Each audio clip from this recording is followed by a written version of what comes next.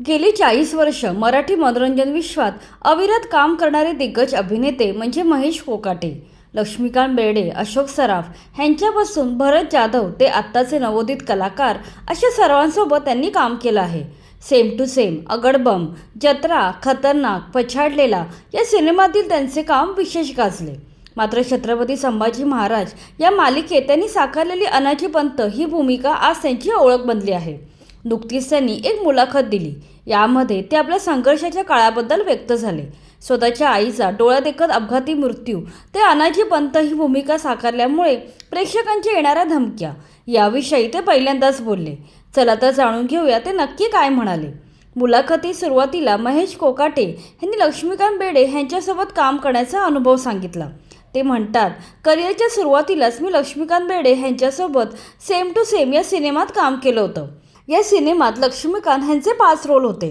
त्यासाठी मी त्यांचा body double म्हणून काम केलं होतं. त्यावेळी लक्ष्मीकांत मला म्हणाले होते, तू आणि मी मागून सेमच दिसतो, तुझ्यामुळेच हा चित्रपट पूर्ण होऊ शकला. ही माझ्यासारख्या नवोदित अभिनेत्यासाठी खूप मोठी कॉम्प्लिमेंट होती.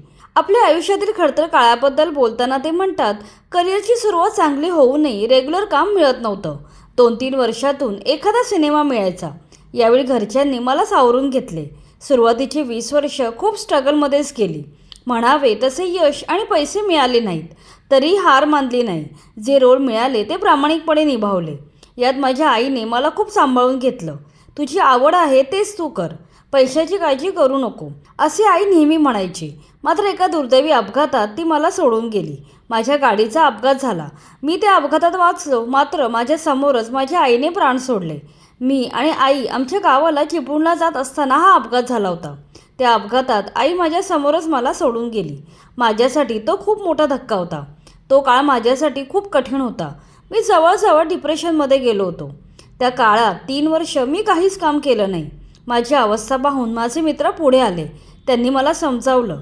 जबरदस्तीने मला चित्रपटात काम करायला लावलं. मग मी हळूहळू यातून सावरलो. ते पुढे म्हणतात, आयुष्यात खूप स्ट्रगल केल्यावर शेवटी 30 वर्षानंतर अनाजी पंत या भूमिकेने मला ओळख मिळवून दिली. मात्र या भूमिकेला एकही पुरस्कार मिळाला नाही. उलट लोकांच्या प्रचंड शिव्या खाव्या लागल्या. आजही लोक या भूमिकेमुळे मला शिव्या घालतात. त्यांच्या शिव्या हेच माझ्यासाठी पुरस्कार आहेत. लोक अक्षरशः आय मायवरून शिव्या घालायचे. माझा चेहरा बघताच मेला कुत्रा अशी बडबड करायचे. अरे तू ती पगडी घालून बाहेर येस, तुला कसा दगडाने ठेचतो बघ, अशा धमक्या यायच्या. त्यावेळी चॅनलसुद्धा मला सार्वजनिक कार्यक्रमात भाग घ्यायला मनाई करायचे. तू तिकडे जाऊ नकोस, लोक फार भडकलेत असे मला सांगण्यात यायचे. मात्र एक दिवस हिंमत करून एक कार्यक्रम अटेंड केला.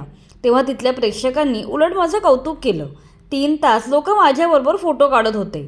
ते म्हणाले, आम्हाला तुमच्याविषयी राग नसून राग त्या भूमिकेवर आहे. मग माझा जीव भांड्यात पडला. अनाजी पंत या भूमिकेने मला खरी ओळख मिळवून दिली. माझे वडील मला कायम नावे ठेवायचे. ते म्हणायचे, तुझे काही होणार नाही, तू फिल्म लाईन सोडून दे. मात्र अनाजी पंतांची भूमिका पाहून त्यांना खूप आनंद झाला. ते सर्वांना फोन करून सांगायचे की तो माझा मुलगा आहे. नंतर कालांतराने त्यांचे निधन झाले. मात्र या भूमिकेमुळे मृत्यूपूर्वी मी त्यांना थोडं समाधान देऊ शकलो ह्याचं मला समाधान आहे. आज पूर्वीपेक्षा चांगली परिस्थिती आहे. अनेक मालिकांमध्ये मी सध्या काम करत आहे. इतक्या वर्षांची मेहनत फळाला येत आहे. सध्या मी शिवपुत्र संभाजी आणि शिवशाही या 2 महानाट्यात काम करतोय. शिवाय मी सावित्रीबाई ज्योतिराव फुले या मालिकेतही दिसत आहे. माझ्या स्वभावाविषयी बोलायचे तर मी खूप हसरा माणूस आहे. मला लोकांमध्ये राहायला आवडतं. मला निगेटिव्ह गोष्टी जास्त आवडत नाहीत, असे ते आवर्जून सांगतात. यश मिळो न मिळो, काम करत राहायचं या उक्तीने मी पुढे चालत आहे. आयुष्यभर सतत काम करत राहणे हीच माझी आवड आहे, असे ते शेवटी म्हणतात. अशा प्रकारे महेश कोकाटे या मुलाखतीच्या माध्यमातून भरभरून बोलले. आपल्या आयुष्यातील चढउतार यावर तटस्थपणे त्यांनी भूमिका मांडली. सतत काम करण्याची आवड, कामाप्रती त्यांची असली निष्ठा यामुळेच ते आज यशाला गवसणी घालू शकले. अनेकांना वाटतं की कलाकारांचं आयुष्य सोपं असतं, पण पडद्यामागे प्रत्येक कलाकाराच्या संघर्षाची मोठी कहाणी असते. महेश कोकाटे यांचा हा संघर्ष सर्व लोकांसाठी खूपच प्रेरणादायक आहे.